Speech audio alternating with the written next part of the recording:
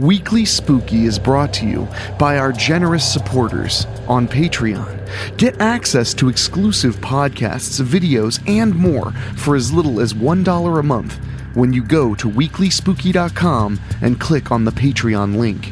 Your support has gotten us to 100 episodes, so join up today and help us create another 100 and beyond. Head over to weeklyspooky.com and join the Patreon. What's that? You want to be scared? Come with me.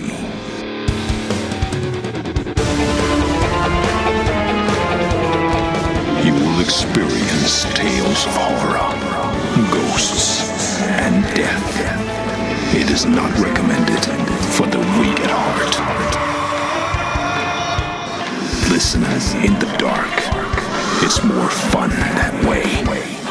This is Weekly Spooky.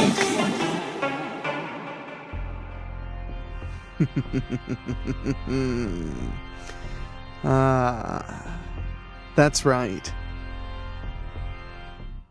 It's Christmas. And you know what that means? There's lots of joy, merriment, gifts, but there's always that sneaking feeling.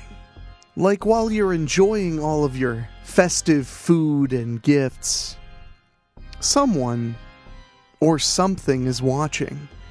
And it's not just jolly old St. Nicholas. Oh no. I hope you've all had a wonderful holiday, or are preparing for one, while you listen to this. I wanted to give you something extra, something spooky to put in your headphones while you make that drive to a relative's, or get that pie baked right on the nick of time so it can be served nice and warm. Speaking of warm, I get warm feelings all throughout my body when you take a moment to subscribe to this program on your favorite podcast app, and, if you're feeling inclined, leave a review. It really can help people discover the show, and I appreciate it a whole lot. And you can even review now on Spotify. It would make a perfect gift for creepy me, and I would appreciate it. Now, there may not be snow where you're listening to this right now. You may be sitting in a 55-degree sunny day, or maybe you're in the Bahamas, maybe you're at the beach, maybe you're at some faraway land. Well, tonight's story brings the snow. It brings the cold. It's ready to chill you to the bone. This is a story about how sometimes our holiday gatherings aren't exactly what we imagined they'd be. Of course, in this case, maybe the gathering is beyond all imagination entirely. I just hope all of our holiday meals go a little better than they are at this little roadhouse that you're about to get acquainted with. So let's get to the story right now. Blood on the Snow by Shane Migliavacca. The cold numbed the man's feet. The snow was nearly to his knees. There was nobody to be seen. It was a blizzard on Christmas Eve. Only fools and lunatics would be on the road tonight. He could have sworn he'd seen a sign. What the hell was it called? Vera's Roadhouse. He could go for a nice juicy burger and some fries, though he really doubted they'd be open. I don't think you saw it. The man didn't turn. He didn't want to give Simon the satisfaction. This is a fine mess you've gotten us in, Simon moaned. We should go back. We have a job to do. Away down the road, the man stopped. An abandoned car sat alongside the shoulder, covered by the steady snowfall. Brushing the snow off the driver's side window, the man peered inside. The interior was bathed in a faint red hue. The car was empty save for a cell phone sitting on the passenger side seat, a red, depleted battery symbol on its screen. There were words written on the inside of the windshield, in what appeared to be red lipstick. "The woods are lovely, dark and deep," Simon read. The man backed away from the car, looking around. "Strange," Simon observed. "Look at the snow." He pointed to the snow in front of the car. Through the covering of fresh snow, 2 sets of footprints were still visible, one from the car and one approaching it. "Looks like a struggle, maybe," Simon noted. Indeed, it looked like a scuffle of some kind happened where the 2 sets of footprints came together. "I think you're right," the man answered. "Finally, he speaks." The man ignored his companion. The second set came from ahead. Then one left and headed through the woods. The man was tempted to see where the footprints led, but his feet ached, and the road promised a glimmer of shelter and warmth. Angela really wanted to go home. Not that she had much to go home to in her little apartment, yet it was a hell of a lot better than waiting tables at the roadhouse. Vera was paying her extra for Christmas Eve, and Angela needed the money if she was ever going to leave Dillonsville. There was a small group tonight. 3 regulars, Stu, the cook, and Vera. "Man, look at that shit come down." "I think it's nice, Billy," Vera said. "Gonna have a white Christmas." Billy scoffed. "Fuck Christmas." "You're just an old Scrooge," the old black man sitting at the bar said, before taking a shot of whiskey.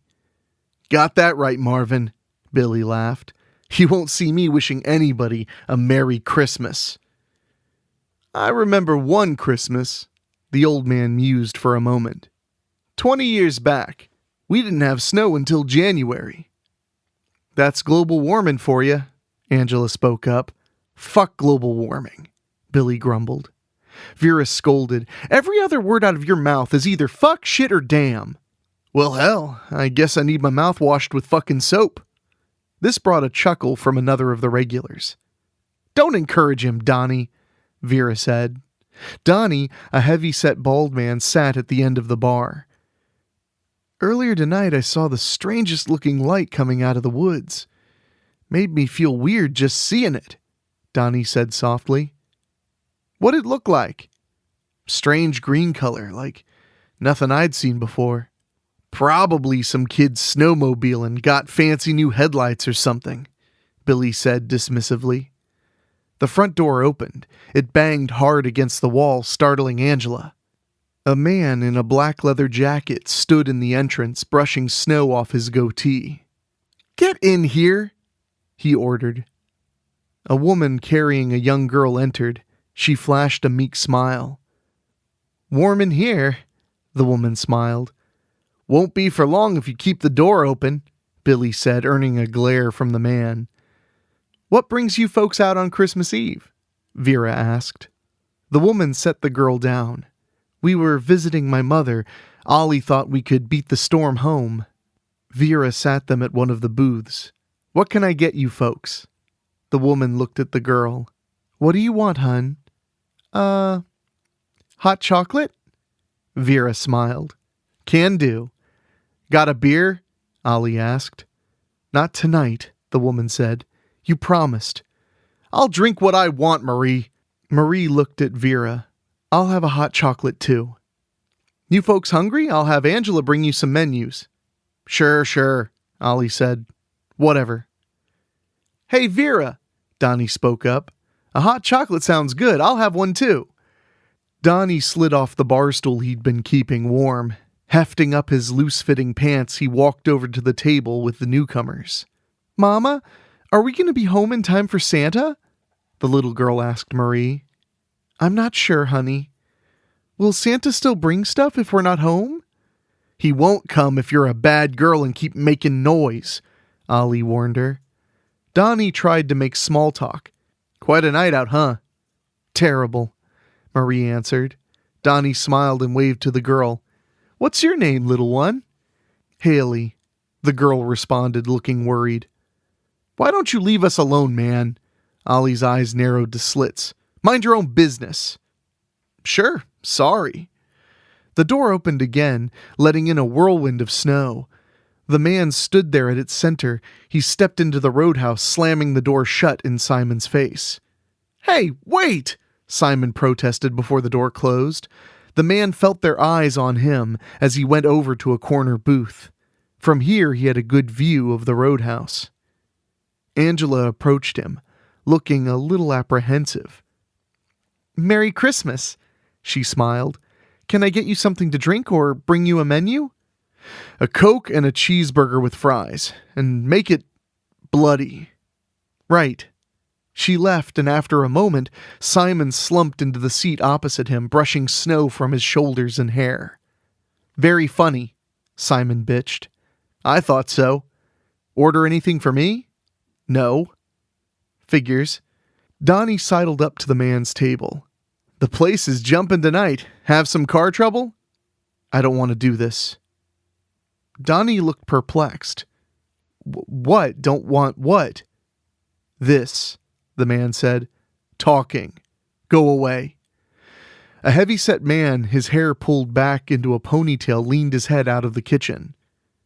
"Vera? Angela? When do you get me some rolls from storage?" The man sat, watching the others as he waited for his food. Donnie went back to his bar stool and began talking to Marvin. Angela, the waitress, brought a tray with food and drinks to the family sitting near the entrance. Another patron, Angela called him Billy, was playing a pinball machine. The man felt the tiredness creeping up on him. How long had it been since he'd slept? His eyelids grew heavy as weariness began to conquer him. His head drooped forward. His eyes snapped open again as a scream ripped through the roadhouse. Vera screamed again, tears running down her red cheeks. "Out back! Dead!" Stu and Angela comforted Vera as Billy questioned her. "What the hell are you talking about, woman? Who's dead?" A man, I don't know who, by the storeroom." Billy and Stu left to go look as Angela sat, holding Vera's hand. "That's crazy, huh? A dead guy?" Donnie asked Marvin, who was busy pouring himself another drink. "Lots of crazy shit in the world these days, boys." The man got up. He felt a nagging itch in his head. Simon was gone, and there was a dead man. He had to see. Had to know. Donnie called after him as he walked by. "Where are you going, mister?" "To see a dead body." The storeroom was a separate building behind the roadhouse. Billy and Stu were staring at the body when he found them. "Never seen this fella before," Stu was saying. "Shit, me neither." The body sat, its back against the storeroom's wall, partially covered in snow. "Well, he's dead all right," the man said, startling Billy and Stu. "Fuck! Don't do that, dude!" Billy warned. "Almost shit him." "Know him, mister?" Stu asked. The man shook his head. It wasn't anyone he recognized. A small blessing, anyway. "No, but I did see an abandoned car down the road. Maybe it was his." Stu pondered this tidbit. Could be. Anybody check him for ID?" "You mean like touch him?" Billy shivered at the thought. Billy and Stu looked at the man, stepping out of the way. Billy motioned to the body. "Be my guest." The man knelt in front of the body.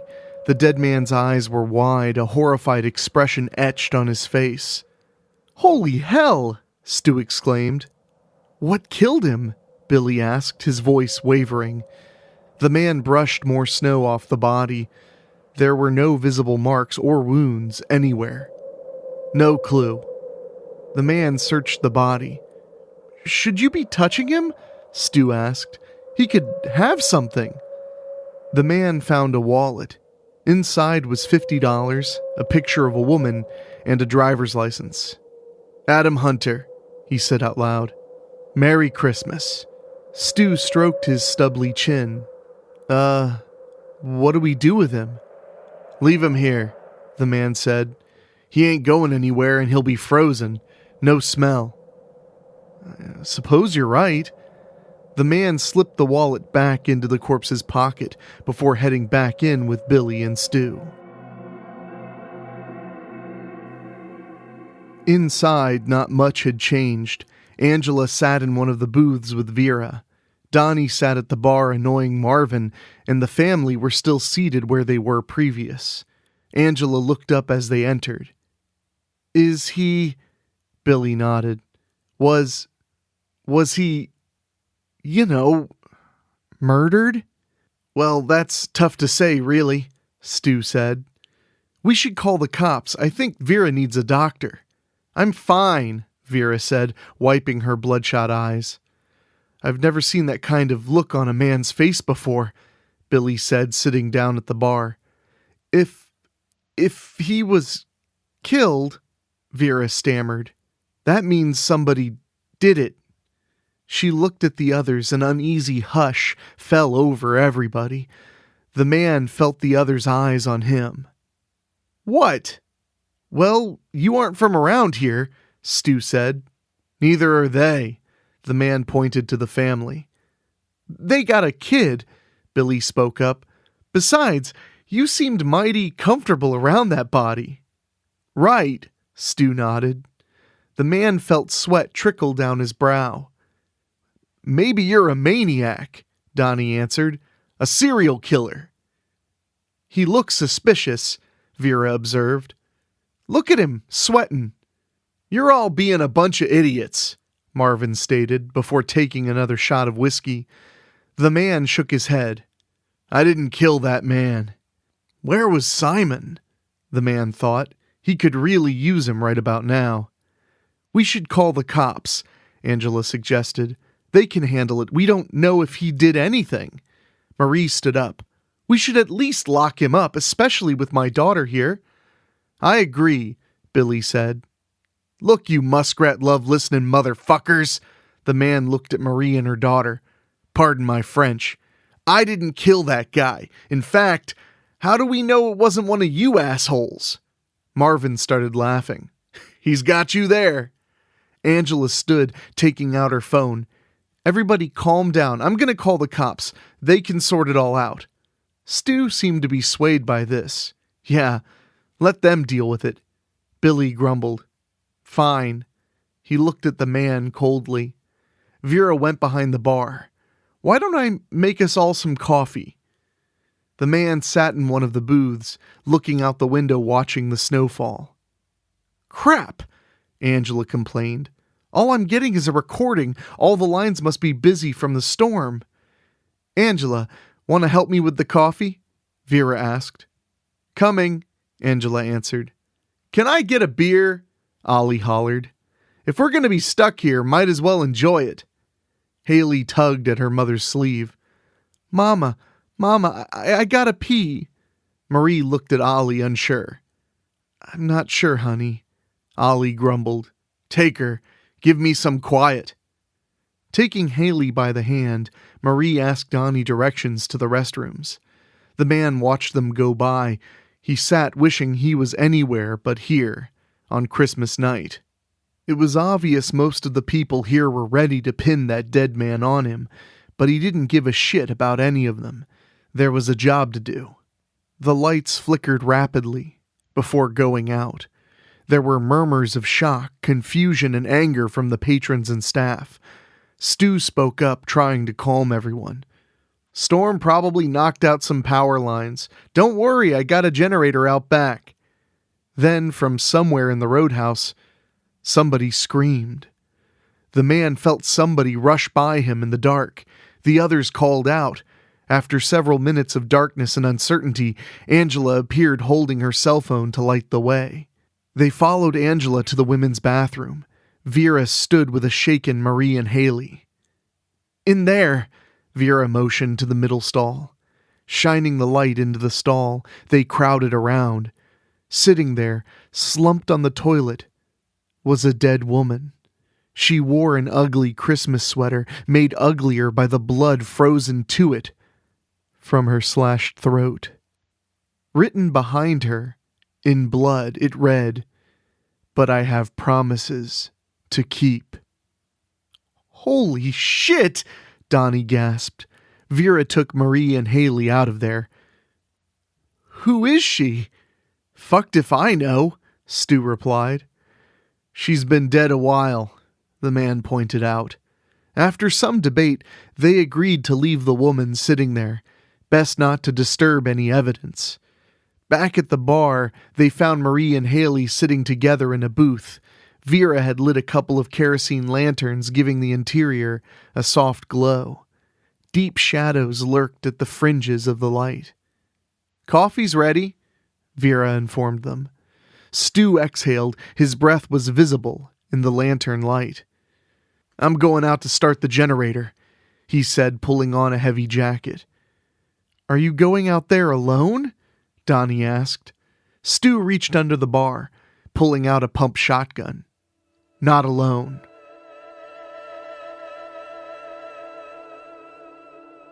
Vera and Angela handed out mugs of hot coffee. The man took one, watching the steam rise off it.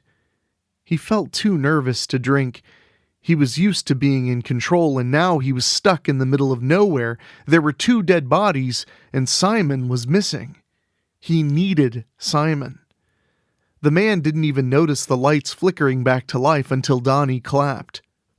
"We can warm up a little at least," Vera said, rubbing her hands together. Vera and Angela went back to the kitchen. The others hung by the bar, talking amongst themselves, save for Ollie, Marie, and their girl. The man kept to himself, not trusting any of them. Minutes went by before Vera emerged from the kitchen with Angela, both holding trays of sandwiches. "Where's Stu?" Vera asked, looking around. There was a murmur among them as they realized he hadn't returned. 4 of them went out. The man, Vera, Billy, and Angela. The wind began to batter them with cold and snow. Vera guided them around the back of the storeroom to a small shed. She let out a startled gasp as they neared the structure. There, laying in the snow, was what once could have been called a human being. But as of now, it was akin to a charcoal briquette. A few feet away lay Stu's shotgun. Written on the shed in charred black substance, it read, "And miles to go before I sleep." Somebody was playing a game with them, the man thought. Vera had to steady herself. Who would do this? The man looked down at the snow-covered ground. "Well, besides our fresh tracks and Stu's, there are only one other set. All of them coming from the back door." "We were all together," Billy observed, "except for..." He looked at Angela and Vera. "Had to be one of you." Angela looked at Billy with a hurt expression. "Why would I..." "You had eyes on Stu all the time," Vera accused, "laughing at his jokes all the time, fawning all over him, trying to steal him away from me." "You're nuts," Angela spat. "Jealous old bitch." Angela slapped Vera across the face. Vera retaliated by clawing at Angela's face with her long nails. Billy stepped in, pushing them apart. While this was going on, the man made his move. The 3 were so preoccupied with their argument they'd paid no attention to him. He'd charged forward, scooping up the shotgun. "Enough of this Jerry Springer bullshit." He leveled the shotgun on the 3. "Get inside." "Over there," the man ordered. "Sit down." "What the hell?" Ollie blurted out as they entered. "What's going on?" Marvin asked. "Stu's dead," Vera said. "Burned alive." "We don't know it was him," Angela argued. "Who the hell else would it be?" Vera growled. "Sit," the man ordered. Vera and Angela sat, but Billy resisted. "Look, dude, don't go ordering us around and waving that shotgun in our..." The man drove the butt of the shotgun into Billy's stomach, dropping him to his knees. The others let out a startled gasp. "Now with that foolishness out of the way, Billy, I got a little something I'd like to try. Cool with that?" Billy nodded, glaring at the man. "Angela, hold out your hands." Marvin shook his head. "He's loco." Angela, trembling, held her hands out in front of her. "Don't worry," the man reassured her. Okay, Billy, smell her hands. Motherfucking what? Billy exclaimed. Go ahead, take a whiff. Angela blushed as Billy, still on his knees, smelled her hands. What's it smell like? The man asked. Billy shook his head. I don't know. Peppermint, I guess? Okay, now do the same with Vera. Ollie spoke up. What the fuck is this supposed to prove? You getting your rocks off or something? Stu was doused with gasoline and burned. I'm willing to bet whoever did it, their hands stink of it. Billy knelt in front of Vera. Whatever, man. Before he could sniff her palms, Vera leapt on him, pulling a knife out of her jacket. She stabbed Billy in the chest. The others screamed in horror and shock. The man aimed at Vera, his finger at the trigger. Marvin and Donnie stumbled into his line of fire. The two struggled to restrain Vera. Get out of my way, the man shouted. Vera slashed at Marvin, forcing him to back off. Donnie managed to knock the knife from Vera's hand, but the crazed woman grabbed him by the throat. She locked eyes with the confused Donnie, and they both screamed, but he managed to shove her head into the corner of a nearby table. She crumpled to the floor, as did Donnie, breathing heavily. Everyone remained frozen in place for a moment, in shock. Angela moved first and began checking Billy, then Vera. They're dead, she said with a heavy sigh. The man looked over at Marvin. You okay, old man? I'm fine, just a little nick. He looked at the small gash on his arm. And don't call me old man, Marvin grumbled. What about him? The man motioned to Donnie. Donnie started to stand, a bit shaky. You okay, Donnie? Angela asked. He cracked his neck. Just dandy. That was fucked up. The little girl was sobbing as Marie tried to comfort her. Ollie stood taking in the scene. Was that crazy bitch the killer? He walked over to the bodies. I need another drink. I guess, Angela answered. The man watched them, still holding the shotgun. She had to be, Donnie added. Gasoline smell on her hands. We have to get the sheriff out here, Marvin said. Angela sighed. I just want to go home and sleep. Miles to go before you sleep, Donnie said. What? The man said. What did you just say? Nothing at all. I just want to sleep too, Donnie answered. Ollie went to the bar taking a bottle of scotch. I don't think they'll mind. He walked by Donnie, who grabbed the bottle from his hand. Give me some. Donnie gulped some of the scotch down. Hey, asshole, Ollie complained. That was mine. Donnie hammered Ollie in the head with the bottle. Once, twice, 3 times. Fine, have it. Ollie fell dead to the floor, his body a bloody mess. The man opened fire, the thunder of his shotgun echoing through the roadhouse. Donnie was already moving before he'd fire. The slug missed all but the big man's arm, grazing him. Donnie yanked a startled Marie from her seat, holding her by the throat in front of him. Fire away, Donnie laughed. Who are you? The man asked. A sleeper, a traveler, Donnie answered. I've been wandering forever, but your bodies are so weak. Let her go, the man ordered. Why? We're playing. He tightened his grip on Marie. It's the only thing that makes this life interesting. Yeah, but you don't want to go running around in that fat asshole anymore, do you? The thing inside Donnie pondered that for a moment. What are you offering? Me, the man offered. Let them go. Sure, why not? He laughed. Drop the gun and come here. Angela stood next to the man. Don't do it. Trust me, he reassured her as he dropped the shotgun to the ground. He stepped forward. The others watched as Donnie took him by the head. They locked eyes. Pain seared through every fiber of his being. For what seemed like an eternity of agony, he felt every inch of his mind assaulted.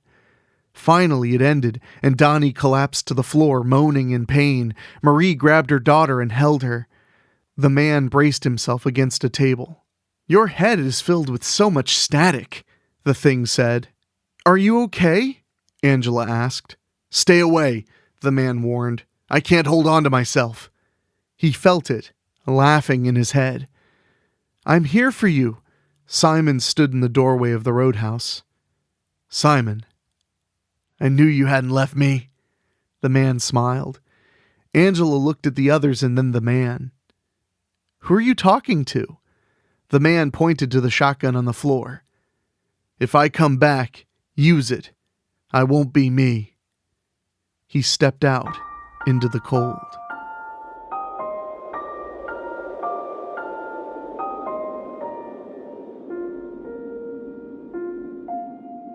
It was hard to see.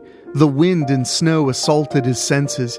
He could feel the presence inside him. "You won't hold me for long," it taunted. "I'll go back, kill the rest." "You're just another voice in my head," the man responded. "I've lived with so many in there for as long as I can remember." He trudged through the snow. His body was tired, but Simon beckoned him on. The bitter cold clawed at his body as the thing inside clawed at his soul. He'd find a place somewhere out here, far away from anybody else. Miles to go before we sleep. Whew, after a story like that, I'm gonna need to warm up by the fire. A big thank you to Shane Migliavacca for that chilling piece of holiday hell. I really enjoyed it, and I hope you did too, and I hope if you're celebrating today, you have a really good holiday. I hope you get to spend it with people you love and people that love you. And if you happen to be spending the holiday alone, I hope I gave you a little bit of extra entertainment, because we've all been there. I know I have. I just want you to know that at Weekly Spooky, no one is ever truly alone. Unfortunately, it's because something or someone is stalking you. Before I head out and enjoy my holiday eggnog, I just want to say a huge thank you to our Patreon backers. You guys have been amazing. We're at 83 backers, and I would love to see it get up to 90. So if you could help make that happen, it's a phenomenal gift, and it costs as little as $1 a month.